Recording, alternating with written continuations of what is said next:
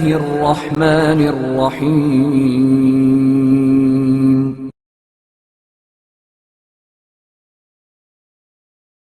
Safe بن حارث بن سری اور مالک ابن عاب بن جابر حمدانی، یہ دونوں چچازاد بھائی اور ایک ماں سے تھے۔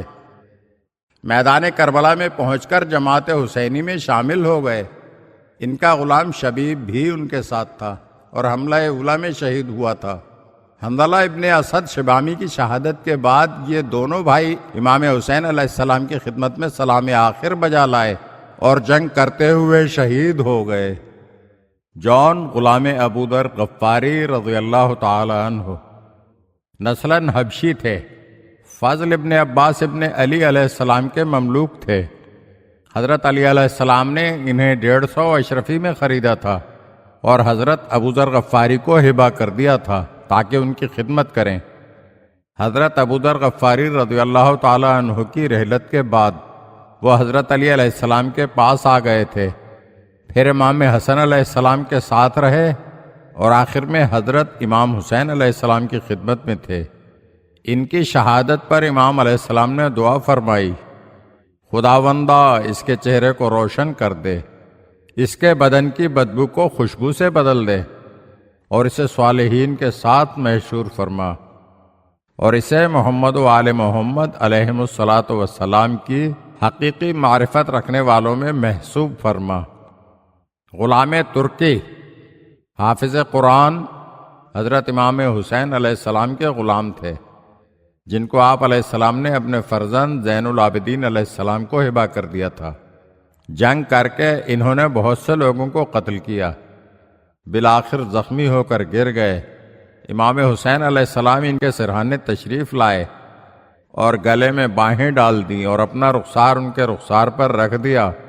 انہوں نے آنکھیں کھولیں اور اس عزت افزائی کو دیکھ کر مسکراتے ہوئے ہمیشہ کے لیے آنکھیں بند کر لیں۔ انس بن حارث اسدی، انس بن حارث بن نویہ بن کاہل بن عمرو بن صعب بن اسد بن خزیمہ اسدی کاہلی اصحاب رسول صلی اللہ علیہ وآلہ وسلم میں سے تھے، حدیث کے راوی تھے۔ وہ پیغمبر خدا صلی اللہ علیہ وآلہ وسلم کی زبانی شہادت امام حسین علیہ السلام کی خبریں سن کر نصرت کے ارادے سے اس دن کے منتظر رہے۔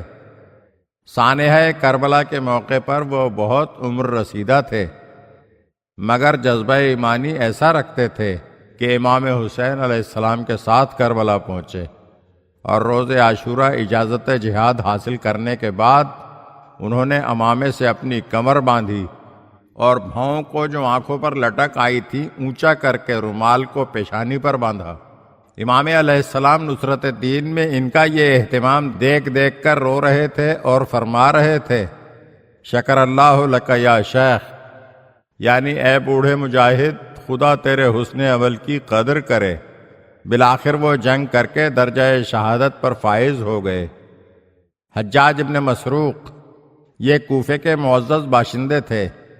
میدان کربلا میں ظہر کے وقت امام حسین علیہ السلام نے انہی کو اذان کا حکم دیا تھا۔ روز عاشور بعد ظہر جنگ کرتے ہوئے شہید ہوئے۔ زیاد ابن عریب حمدانی، ان کے والد گرامی کو خدمت رسول میں حضوری کا شرف حاصل تھا، اور خود زیاد بڑے عابد و زاہد، شب زندہ دار اور تہجد گزار تھے۔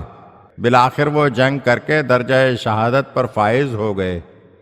سالم ابن عمرو ابن عبداللہ مولا بنی المدینۃ الکلبی، سالم قبیلہ کلب کے غلام تھے اور دوست داران امام حسین علیہ السلام میں ان کا شمار ہوتا تھا۔ جب امام حسین علیہ السلام کے میدان کربلا میں وارد ہونے کی خبر سنی تو قبیلہ کلب کے لوگوں کے ساتھ وہاں پہنچ کر آپ علیہ السلام کے انصار میں شامل ہوئے اور روز عاشورہ درجہ شہادت پر فائز ہوئے۔ یہ کوفے کے باشندے تھے۔ سعد ابن حارث مولا امیر المومنین حضرت علی ابن ابی طالب علیہ السلام کے غلام تھے۔ آپ علیہ السلام کی شہادت کے بعد امام حسن علیہ السلام اور امام حسین علیہ السلام کی خدمت میں رہے۔ مدینے سے کربلا تک امام حسین علیہ السلام کے ہمراہ آئے تھے۔ روز عاشورہ انہوں نے بھی اپنی جان اپنے آقا زادوں پر نثار کر دی۔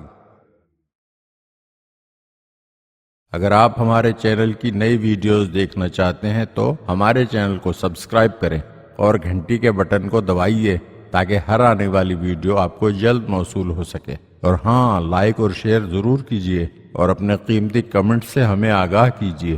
شکریہ۔